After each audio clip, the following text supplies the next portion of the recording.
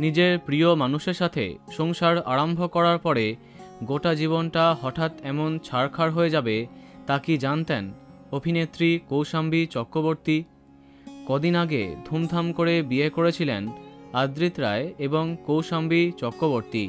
হানিমুনে পাড়ি দিয়েছিলেন তারা, কিন্তু এরই মধ্যে একের পর এক চরম দুঃসংবাদ তার জীবনে। মাকে হারিয়েছেন কৌশাম্বী। বৃহস্পতিবার সকালে মায়ের মৃত্যু সংবাদ পান কৌশাম্বী। মায়ের মৃত্যু নিয়ে সংবাদ মাধ্যমে মুখ খুলেছেন তিনি। মৃত্যুর কয়েক ঘন্টা আগে মেয়ে শ্বশুরবাড়ি পৌঁছেছিলেন কৌশাম্বীর মা। গল্প হাসি ঠাট্টা চলেছে অনেকক্ষণ। এরপর রাতে বাড়ি ফিরে বোনের সঙ্গেও ফোনে গল্প করেন তিনি। হঠাৎ করেই সব শেষ। চিকিৎসার কোনো সুযোগ দেননি। মায়ের এইভাবে চলে যাওয়া মানতে পারছেন না কৌশাম্বী। তিনি জানিয়েছেন তার বাবার শরীরে ক্যান্সার আগেই থাবা বসিয়েছে। মায়ের মতো করে বাবাকে কে আগলে রাখবে, সেই দুশ্চিন্তা এখন তার মনে। কৌশাম্বীর মা ছিলেন দশভুজা।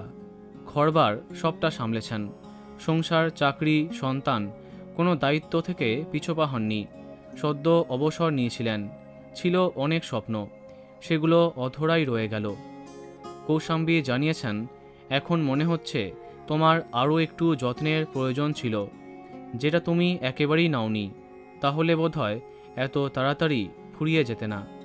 আগামী বেশ কয়েকটা দিন ফুলকিতে তাকে দেখা যাবে না। চ্যানেল কর্তৃপক্ষ এই ব্যক্তিগত শোক সামলে উঠতে সময় দিয়েছেন কৌশাম্বীকে। পাশে দাঁড়িয়েছেন পরিচালক। কঠিন সময় তাকে আগলে রাখছেন আদ্রিত। এই কঠিন সময়টা আপনি কাটিয়ে উঠুন, এটাই আমাদের প্রার্থনা।